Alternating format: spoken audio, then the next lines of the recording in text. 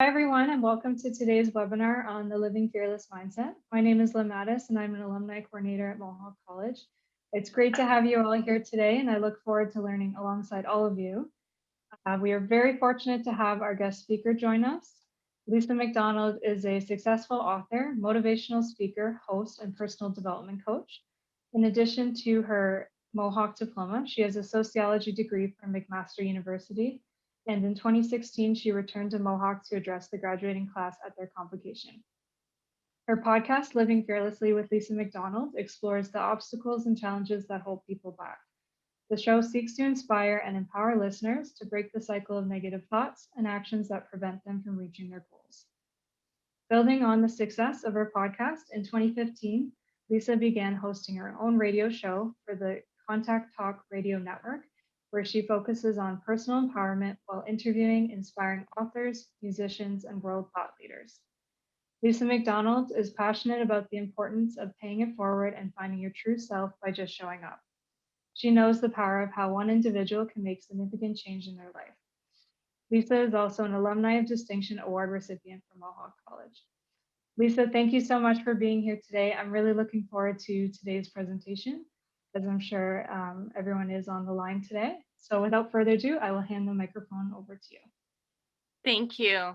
I just want to first open up by saying thank you very much to Lynn for having sought me out and for the wonderful discussions we've had in the lead up to this, as well as to Wendy Mackey, who I get to do wonderful contributory stuff with. And in terms of anything that we can do to give back to the graduating students and the alumni, I just want to say thank you for the opportunity, the additional opportunity, because you just continue to outpour all these wonderful opportunities for me to be part and parcel of Mohawk College, even though, as you mentioned, Lynn, I have been a graduate since '94. So jumping right in, everything I do, it's organic, it's unscripted. I think it makes for a much more authentic conversation. I do want to thank once again the people who have decided to spend their time, utilize their time by joining myself here in this webinar. It means a lot to me, and I hope that you get a lot out of it. So my whole purpose in life, because I'm more about purpose than I am about passion. Passions for people, as they have in my own life, they can wane as we continue to elevate in our own personal growth, personal development journey. Oftentimes, because we're ascending in our growth journey, we outgrow things that once upon a time held our attention, including certain passions. So purpose for me is really about the embodiment of what do I believe I'm here to do? What do I believe I'm here to do in the ways of paying it forward, being of service, and hopefully being instrumental in some direct, indirect, tangible, intangible way for the collective. I've always used my platforms in which to impart that message and to bring people along for the ride. So my purpose, which I'm very exceptionally clear on, is to uplift people to fear less and to live more. And although there's a lot of good messaging out there in the world, why that particular message of living fearlessly personally resonates with me 100% of the time, and why I feel compelled to do what I do in synergistic alignment with that particular messaging, is because as human beings, the one thing that I think is the common denominator, which makes all the difference in terms of the trajectory of the future for one's life, whether it be positive, whether it be negative, whether it be central to expansive growth. And of course, there's no time cap with that. There's no expiry date with that. People who are committed to fierce growth and development, there's no expiry date with that. There's no cap with that. And I believe it's a miracle even to be here. And so because we don't have a crystal ball that depicts when our expiry date is going to come, I don't think that I have the right to sit on making the most and maximizing the 24 hours that are afforded to all of us in any given day. And I'm somebody who's always got goals. I'm somebody who always is intentioning, manifesting, and really wanting to connect with community at the collective level, so as to be part of the journey, so as to be part of the messaging, so as to be part of the ride in terms of uplifting other people, again, to fear less and to live more. So fear, particularly in the midst of a pandemic, what I do want to underscore by talking about the pandemic as well, yes, we've all been impacted. Uh, and for some of us, we've been impacted in more ways than one, in a multitude of ways, in perhaps every possible aspect of our lives. And that's very disconcerting. It's chaotic. It causes and elevates, obviously, all levels of stress. Um, and we know that to be true. But what I want to remind people of as well is even pre pandemic, when you're a human being on this planet and when you're living the experience, AKA life, we have to remember that life in itself has always been unpredictable. You know, there's always unforeseen things that happen to each of us in our individual lives, as well as at the collective level for what we might find ourselves having to grapple with. You know, call it hardships, call it obstacles, call it adversity, call it a whole plethora of things. And I say that because I want to remind people to go back to the basics. You know, if you can go back to what you're thinking and what your mindset was that predated COVID, you have to remember, even when it became part of the inception of your journey, you know, even signing up, registering to become a student at Mohawk College, whether it was you embarking upon a personal relationship, whether it was doing anything that was fundamentally important to you to accentuate your own growth, that requires risk. I mean, you can't do anything without it embodying some level of risk. And depending how high you want to go, how high you want to ascend in living the most impactful, invaluable life experience, which is available and open to all of us. It doesn't matter what your initial beginnings, humble beginnings might have been in life. You look at Tony Robbins, you look at Oprah Winfrey, you look at all these people who once upon a time, before their names became recognizable in household, you know, they came from extreme abject poverty. They came from incest. They came from all kinds of horrible things that one would just solely looking at that as the imprint, the blueprint of their lives and go, how can they ever get out from underneath that? How can they ever amass so-called wealth and or success? And wealth for me, it's about internal wealth. It's about, you know, really getting clear, exceptionally clear with yourself. Who am I? What do I believe in? What are my values? What are my core beliefs? What am I willing to go to the wall for? And it comes down to you have to have a fundamental inherent belief in yourself.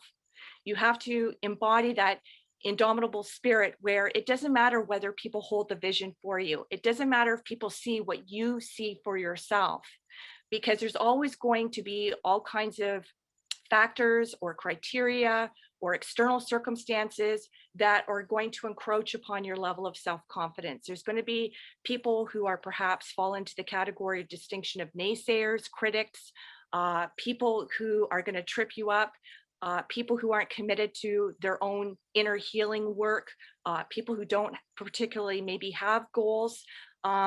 So knowing that we all come from a different framework, we come from different life experiences, we come from different upbringings, we have different DNA, different things motivate us, we're incentivized by different things. You know, it's really getting exceptionally clear on who am I, who are you, and what do you fundamentally adopt unwaveringly, committedly, 100% to believing in. Again, in spite of and regardless of who else doesn't hold the vision for you. Um, so knowing that external circumstances are always apt to changing. Again, we're in the midst of that. We've been grappling, particularly as it pertains to the pandemic specifically. We've been dealing that for now approaching a year. And we've had to adapt, we've had to pivot accordingly. And again, doing so without perhaps the same level of infrastructure of supports, particularly when you're talking about being in your bubble, when you're talking about mandatory lockdowns, when you're talking about um, being prohibited from social gatherings. And, you know, so that's forced a lot of people, which I look upon as a gift, right? A lot of people, they're scared of their own shadow. They're scared to be quiet, contemplative, introspective within their own selves. I, however, look upon it as a wonderful gift, right? If you can find the blessing, if you can find the light within the darkness, there's always a life lesson in which to be learned. There's always a gift, and there's always a golden opportunity to make the best of a situation. And not just from a coping, surviving perspective, but a thriving and a momentous perspective. So for me, as an example, when I look at the forced lockdowns, and how life has changed on the trajectory of, not being able to amass with other people, not being able to interact with people in the once upon a time that we were all accustomed to doing so. So I've really looked upon, as many people have, in taking advantage of this pandemic opportunity. What are my priorities? What are my values? What are the things, as a result of this pandemic, have I come to realize aren't really important to me? Or perhaps I have to reprioritize, things that I thought were fundamentally important to me now no longer are.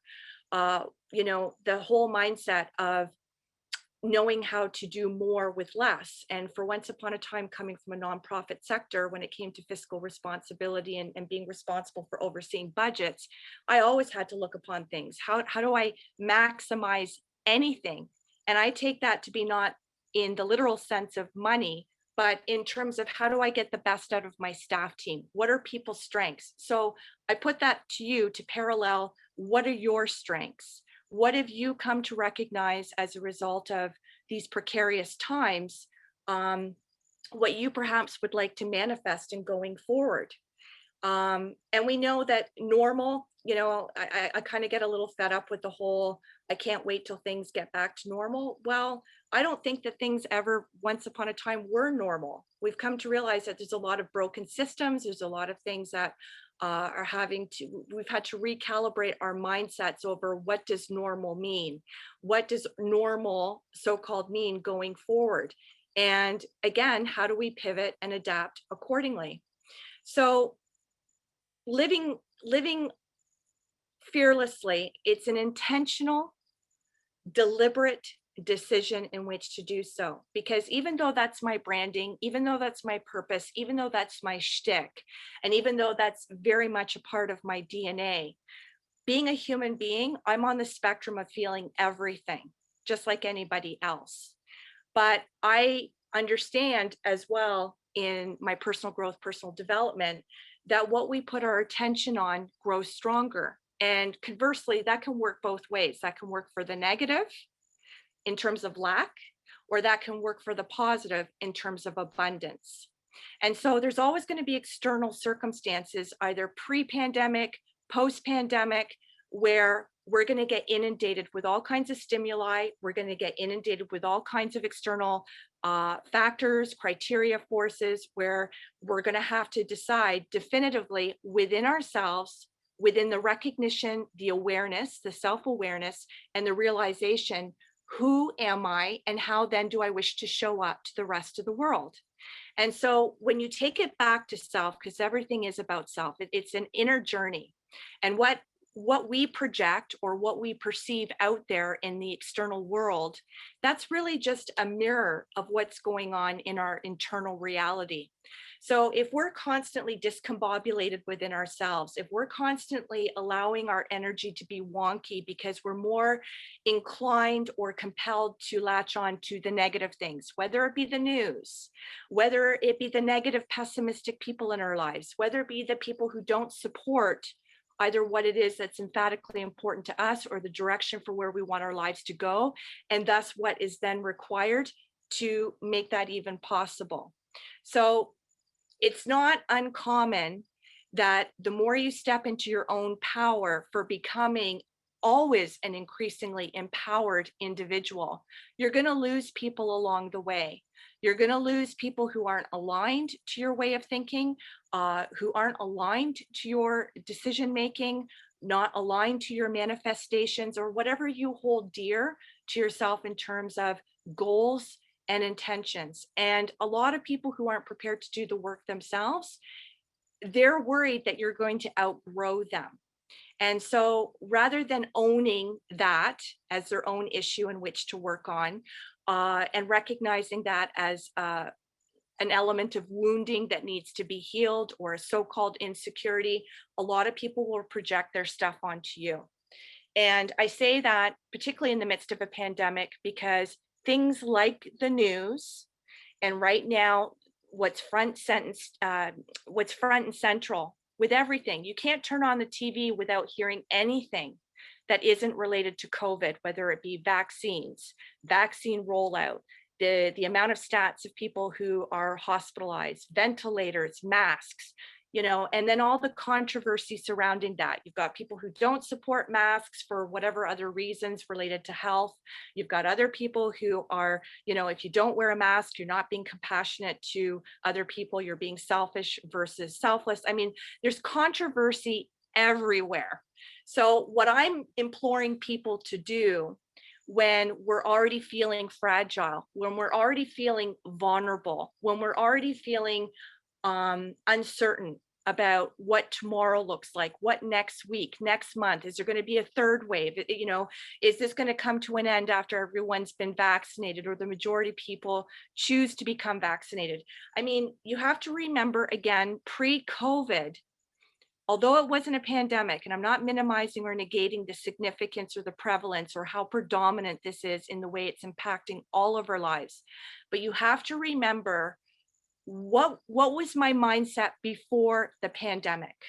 What were the tools that were in my toolbox? What was my infrastructure of support? Who did I naturally gravitate to when, for any other reason in my life, I was feeling like I was not in a good place? I wasn't feeling solid within myself. I wasn't feeling centered within myself. Perhaps there was no equilibrium or inner balance within myself. Who in those particular situations would I have been more inclined, knowing it would have been intuitive versus counterintuitive, to have sought out? Who are my tribe? I talk about vibe attracts tribe. I didn't coin it, but I really subscribe to that adage. Who are the people, who are the uplifters in your life? And because we are spending an exorbitant amount of time, more so than ever before, whether it be on our own volition, because we're inclined either as an introvert or an ambivert, there's different distinctions of personalities out there in the work world. I personify being more of an extroverted personality, when in reality, when it's not work and I don't have to do the social media stuff and I don't have to do anything that causes me to have to interact with other people, I'm very much an introvert. I need my solitude. I need my opportunity to recalibrate. And I certainly need it for what I do for a living behind the scenes in terms of my content and newsletter articles and writing speeches, things of that nature. So, when you're forced to have to be by yourself, more so than ever before, you have to really get clear on, if I tune into this, or if I engage with this or that, if I allow myself to fixate and ruminate or lament on things, how is that going to help me? It's not, it's not, unless it's the good stuff, the intuitive stuff that's going to lift you or shift your energy, right? Because that's really all it is. Stepping into living fearlessly, it's all about a mindset. It's a preferable mindset. And so when you know that you're not particularly feeling fearless, and I do want to underscore and clarify, stepping into fearlessness as a mindset, it's not about denying or negating the fact that you feel fear. It's doing what you feel a compulsion to doing, what you feel a calling to doing, what you know is intuitive in terms of serving your higher self, in terms of being a thought leader, in terms of being a servant leader, whether you're a volunteer or just wanting to show up as the best parent that you possibly can to your children, whatever is important to you, where you would want to always be committed to showing up as the best, most improved version of yourself, then do the things that are going to support the likelihood and the probability of that becoming more so possible, more than possible. So accept that you feel what you feel. We're allowed to have bad moods. We're allowed to feel scared. We're allowed to feel uncertain. We're allowed to feel inner chaos. I mean, feel what you feel. What I'm suggesting in terms of really hopping on board with the living fearless mindset is don't give yourself permission to perpetually stay stuck in an energetic space that is only going to guarantee trip you up, and it's going to impede your ability to not only shift your energy into an energetic field that's going to be more um, intuitively sound for you to get on the trajectory of where you want to go. And in some cases, particularly when we're talking about a pandemic, it's not even about, oh, I have this massive goal, I want to write a book, or once I graduate from Mohawk College, I want to get this stellar job. Those are incremental goals. And for some people, they're lofty goals. For some people, they've got a 1-year window. There's short-term goals, long-term goals. For some people, it's just, how do I develop the pattern, or how do I develop the habit of getting myself in a good mindset on a regular basis, and that become habit forming, no differently than brushing your teeth or doing anything else that's intuitive, to either feeding your body, working out, reading good books, listening to good podcasts, again, immersing yourself and submerging yourself in the good things that are going to resonate with you, because it is about mind, body, spirit. And it's doing the things that are going to keep you afloat. It's going to do the things that are going to prevent you from self-sabotage. And self-sabotage, really, where it always starts, it's in the mind. It's in the mind, and people get tripped up by the ego, because fear is synonymous with ego. Ego is what talks you out of things. Ego is what makes you feel small. Ego is what makes you question the things within yourself. Like, well, who am I to think that I have a message here? Who am I to think that anything that I could bring to this world might actually stand to have a substantial impact on shifting someone else's life, the trajectory of someone else's life? Who's to say that I'm the so-called expert on anything? So ego will always keep you tripped up in fear. Ego will always keep you playing small. And we can, just as easily as we can talk ourselves into things, we can equally talk ourselves out of things. Talking ourselves out of things for the things that we know in our heart of hearts or in our soul, as it relates or pertains to purpose or meaning or leadership or whatever the case may be, all the good stuff, that's what formulates regret. That's what manifests into regret. And because I really look upon life as a gift, and because I don't think, and because I take the gift of my life very seriously, and I always live within a constant state and sphere of gratitude, because let's face it, it doesn't matter what's going south in any of our lives, whether it's a result of the pandemic, whether it's part and parcel of the pandemic, there is always a blessing. There is always goodness in this world. There is always good people in this world. And it's our responsibility, it's our level of due diligence in terms of holding ourselves accountable to do the things that are going to align ourselves and put us and keep us and maintain and sustain us doing the things that are indicative of what is in fact in our best interest. So feel what you feel. Again, I'm not here to, living fearlessly is not about, oh, I don't feel scared. I don't feel trepidation. I don't feel reticent. I don't feel whatever. It's not about that. It's about taking those feelings, acknowledging them, but knowing that by just ruminating on them, it's going to be counterintuitive. So it's also recognizing I do not give myself permission to habitually allow myself to sit in a space where I'm just going to feel nothing but fear. And then you go down the rabbit hole, you downward spiral very, very quickly. And therefore you make it even more difficult for you to even know at that point, how do I get out of this? How do I get out of this? So because these are human emotions that we're all going to grapple with at different times in our life, for whatever the reason or the external circumstance, I'm suggesting you do yourself the intuitive favor when you start to recognize that you've got a negative thought that's coming into your mind. accept and acknowledge, okay, something's starting to invade me here. Something's trying to permeate through my energy. Something's trying to erode my confidence.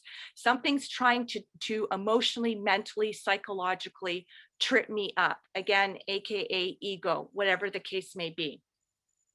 See it for what it is. Do not give yourself permission to digress and take one negative thought that then connects the dot to it, yet another negative thought, and so on and so on. When you start to feel a negative thought, when you start to feel scared, when you start to feel all those things that have you immobilized by fear, that's when you have to kick it into high gear ASAP. And that's when you have to go, okay, maybe I need to think about 5 positive things. I've got to remind myself of 5 positive things in which to cancel out that one negative thought. Maybe rather than sitting here feeling isolated, maybe it's not a case of I'm introverted and I'm enjoying a cup of tea and I'm enjoying the silence and the solitude of my own company. Maybe in that particular moment, because you're feeling bombarded by negative thoughts, you go, okay, this is maybe not the best situation or the best time to elect to be in isolation. So therefore, what did I do pre-pandemic? Who have I generally wanted to go to for sound advice or to shift my energy? And that's when you find your tribe. That's when you find your tribe.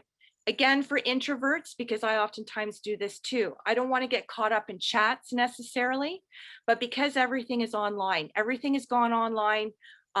Most people are congregating online. That's where they feel the most connected now because of what's happening with us being unable to congregate in the ways we have as social human beings have become accustomed to.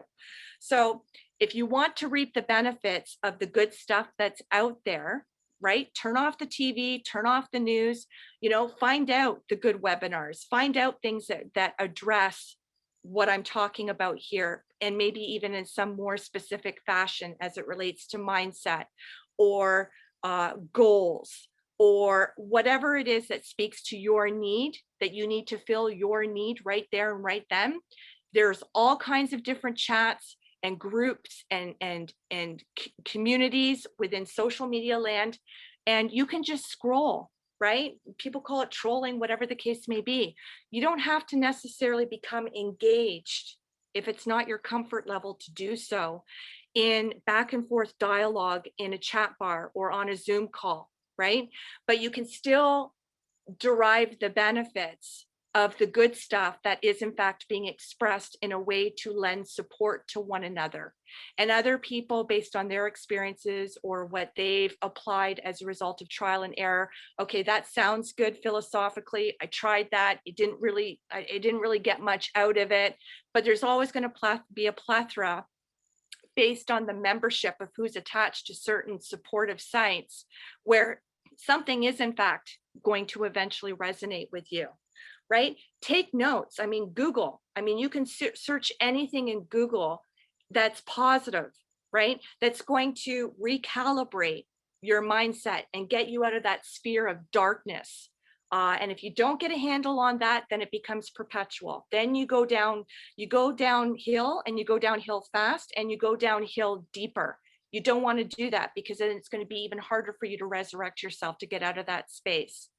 Be cognizant of the thought that you're thinking. Ask yourself, does this serve me? Do I actually believe this? Do I want to believe in this? Do I want to lose a whole day to the nonsense of that thought, knowing that we all have an ego? So I've got to get ahead of my ego.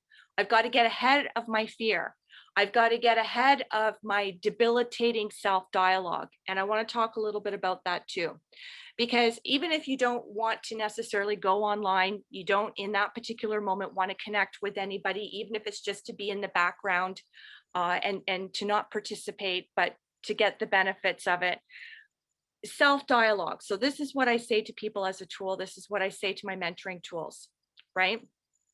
Because you can have the strongest infrastructure of support, whether it be mentors, whether it be coaches, whether it be friends, whether it be your actual significant other, the people who will always rally behind you, say the right things, be well-intentioned, have your back, have your best interest at heart. And it still doesn't, in some cases, alter what's going on in here, right? We are with ourselves 24/7, whether you're in a room full of people or whether you're actually truly on your own. You are up here 24/7. We all are. So, what I say to my clients, what I say to myself, what I remind myself of when I too am starting to feel inundated with these sabotage, self defeatist, counterintuitive, non serving thoughts is I flip it back and I say, okay, if this was a person, call it a client, call it a friend, call it a student, call it whomever, even a stranger, if somebody was coming to me and vulnerably opening up and expressing in such a way that they were putting themselves down, they were crapping all over themselves, everything that came out of their mouth was indicative of self-loathing, self-deprecating, all of those things that are non-serving. I have, and in many instances, I've put the brakes on in that conversation and I've said, stop. I, as somebody who loves you, cares about you, is committed to your own emotional well health, I don't give you permission to speak about yourself like that. I don't give yourself permission to speak like that about yourself.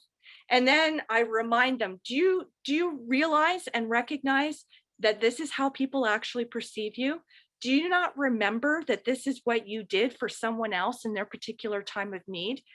Do you forget all the wonderful things that you continue to do and bring to your family and bring to your community and bring to whomever is in their wheelhouse of people that they're responsible or accountable to? So I shift the focus and I put the emphasis back on, this is the truth of who you are. This is not the truth of who you are. So because I believe we're the type of people, particularly everybody who is affiliated with this webinar right now, we are the givers, we are the nurturers, we're the intuitives, we're the empaths, we're the light healers, we're the energy workers. We're the people who are here in whatever capacity, skill set that we embody. We only want to use it for good. We only ever want to do good for others in a way that we can continuously pay it forward and be of service of other people.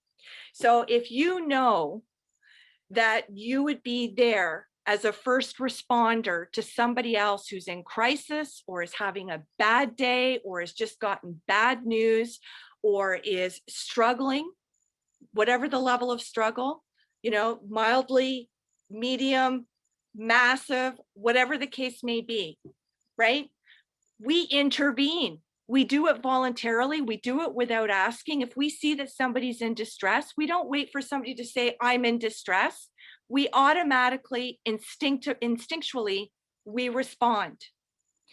So I say that because another tool, particularly if you're on your own or you don't feel like necessarily in that moment of feeling internal struggle, reaching out to somebody else, what you can then do, as I have done with myself, is I say to myself, almost as if I'm call it bird's eye view, or I'm a secondary person.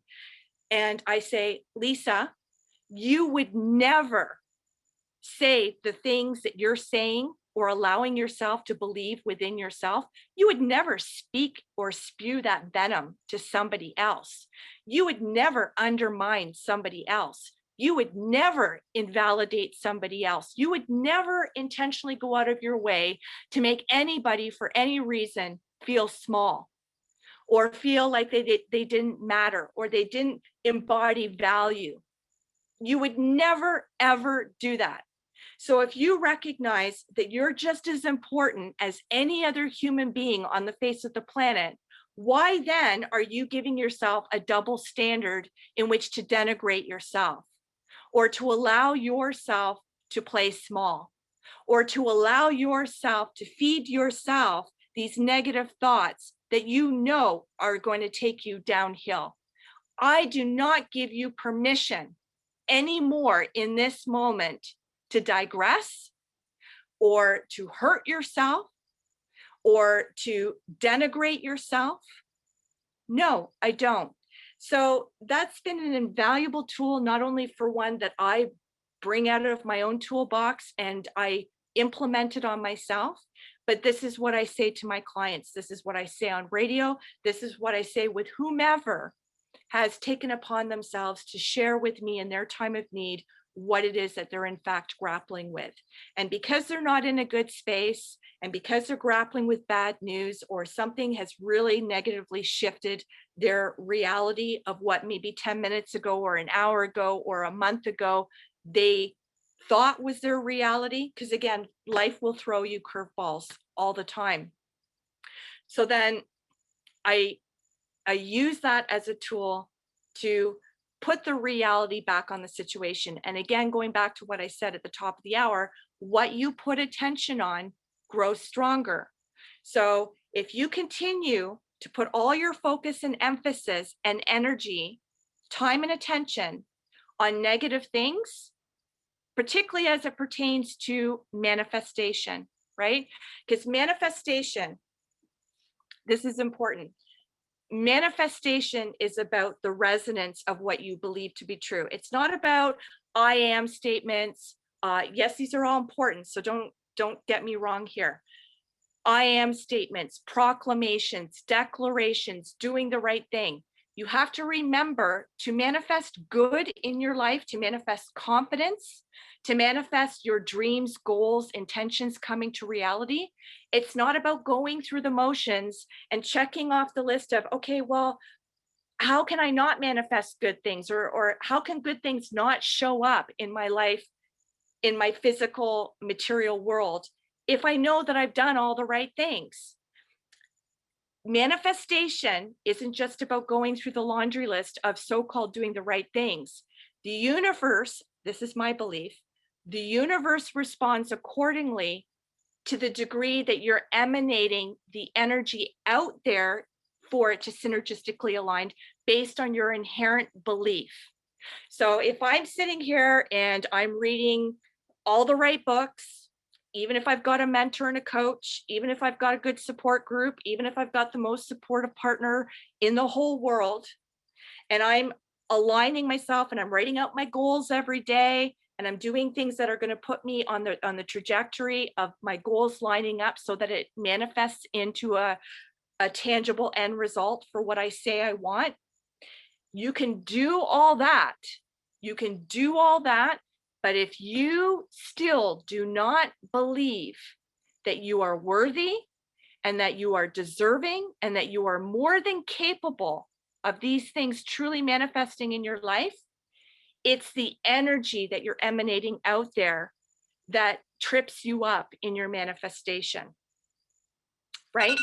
Okay, so here we go. I told Lynn I was going to set my alarm so that we could go into the Q&A. So, I mean, I could speak on this topic for hours. This is my life. This is what I do with people. But I would welcome, obviously, the opportunity for Q&A. So I'll turn it over to you, Lynn. Great. Thank you so much, Lisa. That was great. And I love the reminder that fear is an intentional decision and how important it is to just check in with yourself and be kind to yourself like you would to a friend. So thank you for that important reminder. So as Lisa said, we do have some time for a Q&A. We're going to turn it over to questions now. We did receive a number of questions in advance, so a big thank you to everyone who submitted those. If we aren't able to get to all the questions today, you will receive a response by email. So turning it over to the first question for you, Lisa. So what are some strategies for introverts and tips for people who have depression? Could you share tactics to maintain morale in a challenging environment? Okay, so I was hoping that by what I talked about, I was hoping to cross some of these areas, hoping that there would be some intersection here. So again, going back to introverts, you know, you can still belong membership wise to a lot of supportive groups that are online. And let's face it, majority of what we're doing these days in terms of engagement, receptivity, connection, it's all about being online. So even if you don't want to play a participatory role in the chat bar or whatever the case may be, and you don't necessarily want to disclose or divulge what your underlying reason is for wanting to show up on that particular day, but you know that's a safe place to go, that you're going to get good people who are going to feed you good stuff, and you can just observe it, you can sponge it up and incorporate it in a way that's going to work for you, and then you can get out of it. When you feel like you've gotten your day's worth of what you needed, then you can get out of it. I'm also really big on journaling.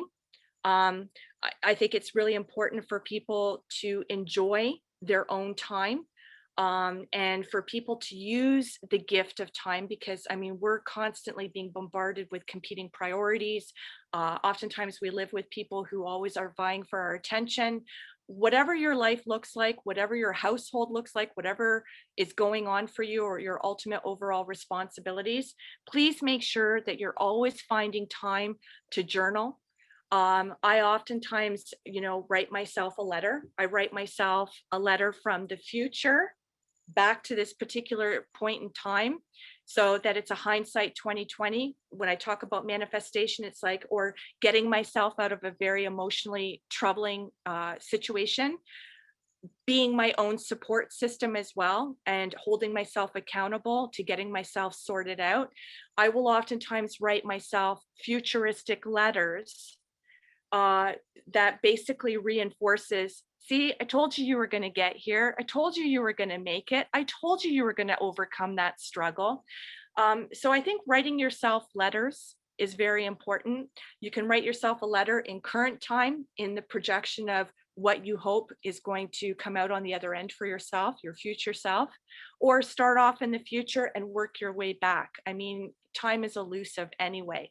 So whatever, and it might feel strange, you know what? Push through it. I mean, life is about being comfortable with getting uncomfortable, getting comfortable with being uncomfortable, because that's where the growth is. And it's also to recognize, friends, that, look upon, again, it's how you perceive things, it's how you interpret things. So if you have to change the way you're perceiving things or interpreting things, and this would be particularly true of, and again, not specific to, but introverts. So if you're spending a lot of time with yourself, you're spending a lot of time up here. So there is a good chance that you're going to get yourself more wonky than perhaps somebody who's, in extrovert mode. So really important to challenge yourself on how you're interpreting things, how you're perceiving things. Have the dialogue, have the conversation with yourself. Is that true? Do I actually, like, if I was in a good mood right now, or if I was in a good frame of reference, or something good had just happened to me, are the chances of me being inclined to believe this in this moment where I'm not necessarily feeling that? Is that true? Do I give myself permission to buy into things that I know aren't going to serve my higher good or allow me to show up as my best version of self? So it's, again, you've got to be really on top of your thoughts, particularly if you're an introvert and you would rather go it alone, right? If you would rather go it alone because you're an exceptionally private person, I'm all about solitude and I'm all about enjoying your own company, but I'm also very much about, don't let it work against you. So if being an introvert in that moment and you can't turn yourself around, then go to the person who you most feel comfortable with and who you feel you can most trust with your inner feelings. And also to recognize too, vulnerability is a strength. Vulnerability is not a weakness. It is very important to ask for help, because people are only too kind and willing to want to help. Naturally speaking, I believe people are solution oriented as opposed to being problem saturated. I think people are always chomping at the bit, looking for opportunities. How can I be put to good use? How can I feel useful? How can I feel purposeful? People oftentimes don't know where they're best going to be utilized. So, it's empowering. And it's a domino effect of, we're all going to be at different points in our life. We're all going to find ourselves in positions where it doesn't matter how strong we are, it doesn't matter how great our support system might be, or whatever the case may be. There's going to come a point where you're going to feel out of your element for whatever the magnitude of that perceivable problem is, where you're going to have to turn to somebody. You're going to have to, there's 1-800 numbers all over the place. So if you want to keep your business private, you don't want to be vulnerable with people you necessarily know. I mean, we live in times now where everything is online. There's a 1-800 number for everything. And particularly in the midst of COVID, stats have unfortunately skyrocketed. We know depression as it relates to suicide, it's up 200%. Addictions is up. All these things are up. And so it's important, if you feel like you're already predispositioned, demeanor wise, DNA wise, psychologically wise, family history, whatever the case may be, if you know that you've got certain things perceivably working against you, where it's even more important than somebody else who isn't, afflicted in the same ways, you have to know in advance, write out phone numbers when you're in a good mood. When you're in a good mood, write out your list of what to do, so that can be the voice of reason. Be proactive, be preventative, right? People don't know how to be proactive and preventative necessarily when they're in a state of distress or they're feeling emotionally encumbered.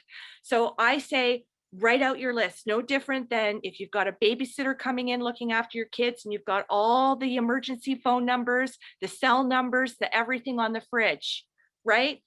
Make sure you've got your emergency toolkit available, ready to go in the moments that you most know that you need to utilize it.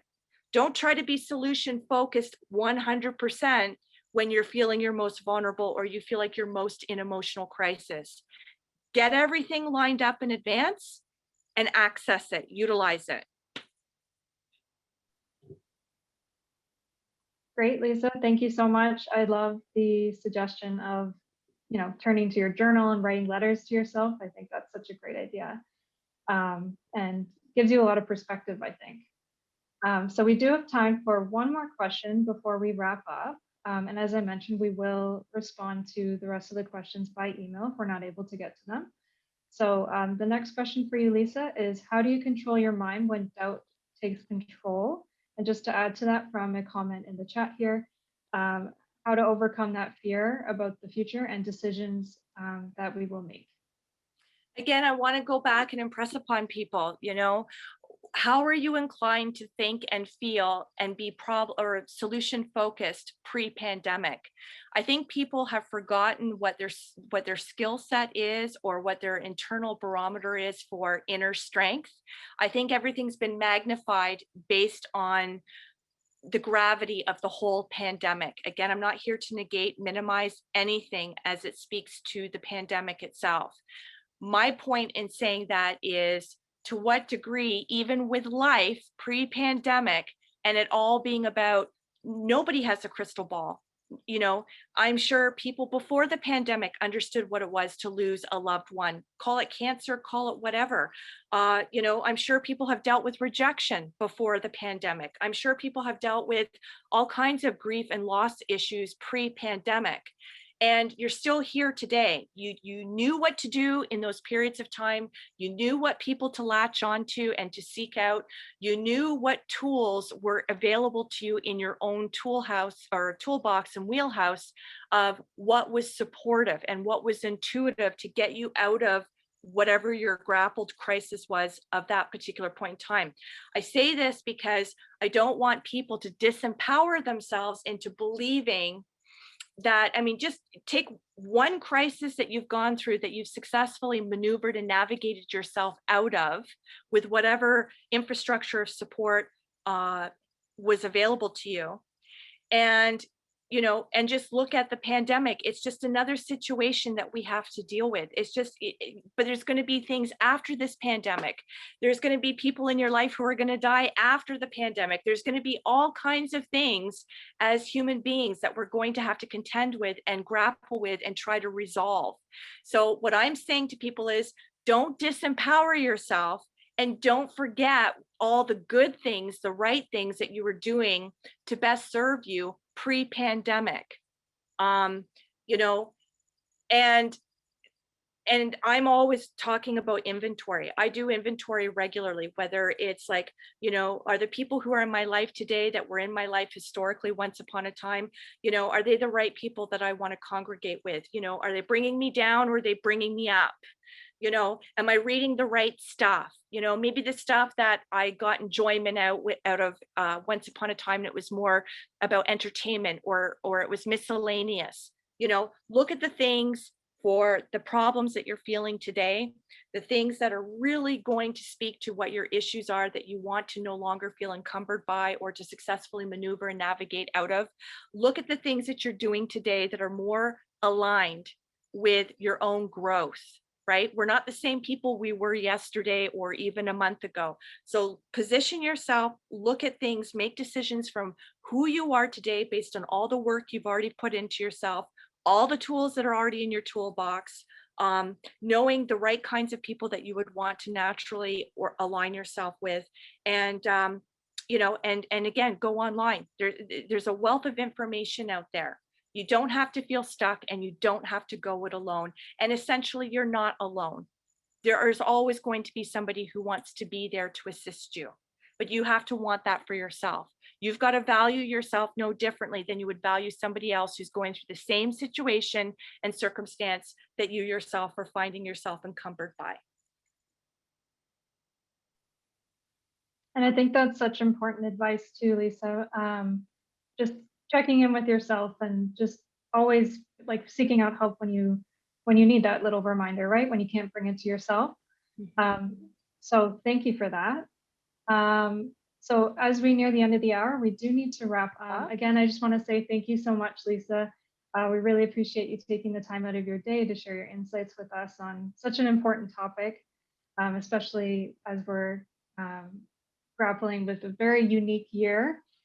There are a number of other upcoming virtual events by Mohawk alumni that you can look out for. So we have trivia nights, regular yoga and meditation classes, interactive career workshops.